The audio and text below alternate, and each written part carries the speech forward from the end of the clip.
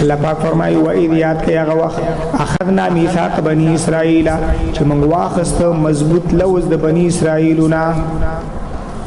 د دې خبرو لا تعبدون الا الله چې تاسو به عبادت نه کوئ مگر د یو الله جل شانه بل وبالوالدين احسانا معنا دا واحسنوا بالوالدين احسانا احسان بکوي د مور او پلار سره په احسان کولو سره او یوازې مور او پلار سره نه ودل قربا د نور خپلوانو سره ول یتامى او د یتیمانانو سره ول مساکین او د مسکینانو سره بل دا وقولوا للناس حسنا وای خلق تخيست خبري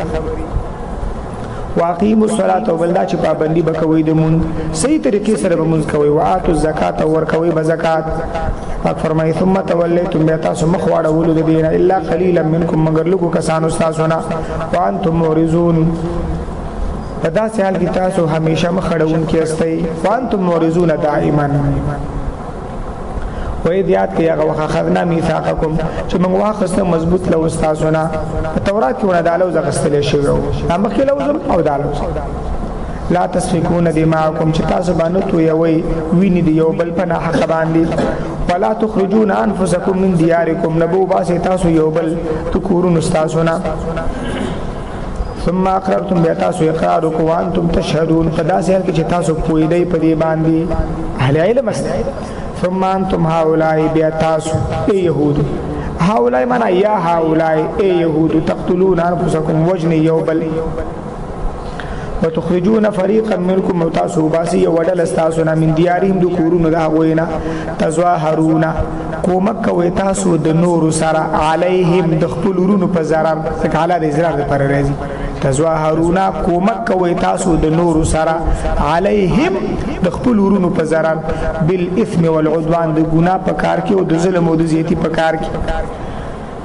الله پاک فرمایي وای یاتوکم کجیر تداشی دارون استاسو تاسو تا وسارا په داسې حال کې چې قیدین وي تفادوهم جرمانه ورکوي تاسو داوی د خلاصولو د پاره وهو حال د لوی شان خبره دادا او حالیه دی هو ضمیر شان دی حال د لوی شان خبره دادا محرم علیکم اخراجهم حرام کړی شوی د پتا سبانی استل دوی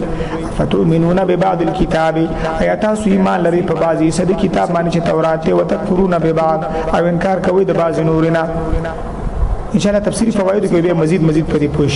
فما جزاء من يفعل ذلك منكم ند سزا دا غچا چې کوي دا کار ساسو نه الا خزي فی الحیات الدنیا مگر رسوایی په ژوند دنیوي کې او یوم القیامت او پورز د قیامت یردون الى اشد العذاب دوی واپس کړی شي هغه سخترین عذاب د عذابونو ته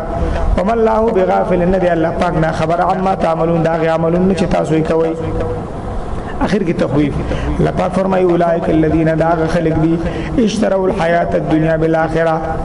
چې دوی غوړه کړي د ژوند دنیوي په مقابله د آخرت فلا يخفف عنهم العذاب نسبق من کړي شي د دوی نه عذاب کم چې په دې باندې مقرر ولا هم ينصرون او نه بده دوی سره مدد وکړي شي